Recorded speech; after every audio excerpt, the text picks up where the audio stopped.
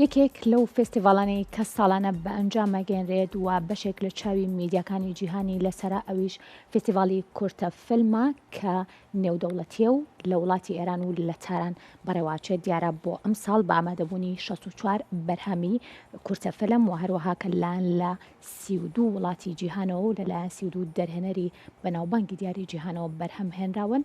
فستیڤالەکە دەستی پێکرد و دیارە بەشێک لە فیلمەکان کێبڕکەیەکەن و کێبڕکەیەکەن کە بۆ ئەوەی ببنە خاوەنی خەڵات و باشچینەکانی نێو فستیڤالەکە.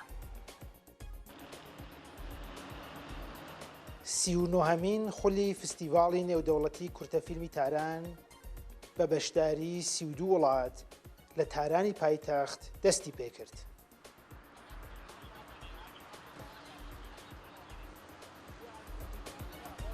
فستیڤاڵی کورتەفیلمی تاران کە بە یەکێک لە گرنگترین فستیڤاڵە هونەریەکانی ئێران و خۆرهەڵاتی ناوەڕاست دائەنرێت، یەکێکە لەو دەگمەن فستیڤاڵانەی کە لەلایەن ئەکادیمیای ئۆسکارەوە دانی پێدانراوە و فیلمی سەرکەوتووی ئەم فستیڤاڵە ڕاستەوخۆ لە کێبڕکێکانی ئۆسکار بەشدارە بێت.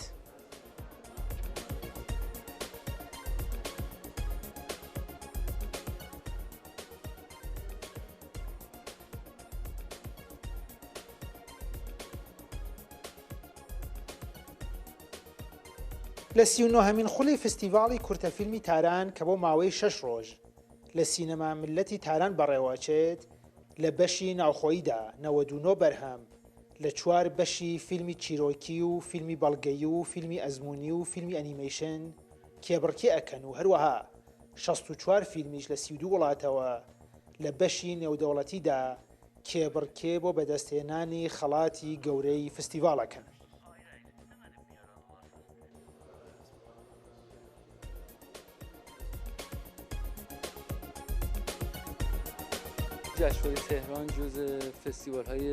فستیڤاڵی کورتەفیلمی تاران یەکێکە لە فستیڤاڵە زۆر بەناوبانگ و گرنگەکان کە بەیەکە لە فستیڤاڵە دەگمەنەکان دادەنرێ کە فیلمە سەرکەوتوەکانی ڕاستەوخۆ لە کێبڕکێی ئۆسکار بەشدار ئەبێت. بۆ خولی 39هەمین لە مانگی دووەوە وەرگرتنی فیلمەکان ڕاگەیەنراوە و لە ماوەی 5 مانگدا زیاتر لە 5000 فیلم خوازیاری بەشداربووان بوون و کە لیژنەی هەڵبژاردن لە بەشە جیاوازەکان 64 بەرهەم بۆ بەشی کێبڕکێ وەرگیراون و گەیشتونەتە ئەم قۆناغە. پذیرفته شدن و با همدیگه رقابت می‌کنن.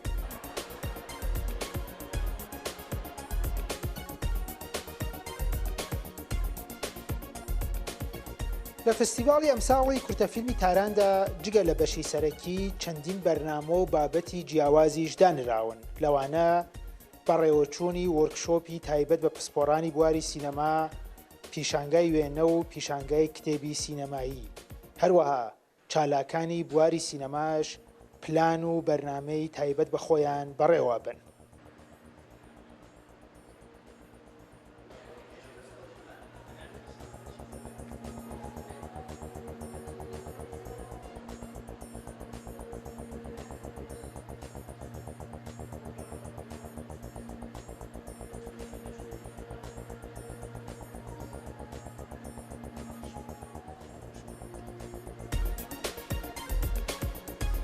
جشنواره 5 جایزه ئەم فستیڤاڵە 5 خەڵاتی سەرەکی هەیە و لە بەشی نێودەوڵەتیدا لە 4 بەشی سەرەکی واتە ئەزموونی و ئەنیمەیشن و دۆکیۆمنتاری و چیرۆک و 4 خەڵاتمان هەیە. خەڵاتی گەورەی فستیڤاڵیشمان هەیە کە ڕاستەوخۆ ئەڕوات بۆ ئۆسکار. میتونه شانس رقابت در آکادمی اسکار رو داشته باشه. ساڵانە لە ئێران چەندین فستیڤاڵی گەورەی هونەری بەتایبەت لە بواری سینەما بەڕێوەچێت، بەڵام فستیڤاڵی کورتەفیلمی تاران زیاتر لە هەمویان توانیویەتی لە ئاست جیهانیدا سەرکەوێت و هەروەها بە درێژایی ساڵانی ڕابردوو کۆمەڵێک سینەماکاری باشی لە سینەمای ئێران پێگەیاندووە.